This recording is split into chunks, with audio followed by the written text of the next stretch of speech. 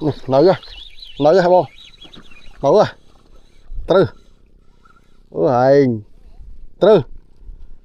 Trừ đá con này mà này. Trời mày, bạn lợn vào đó rồi.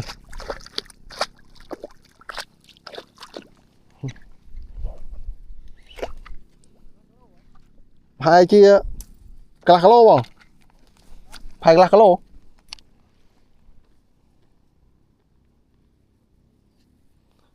Bạn này. Tí vào. Chọc cháy á. Giúp. Chiết chơi á. Chiết chơi á. Em dám. Em dám. Trong ngành đó có đúp. Cà lát. Quả mận.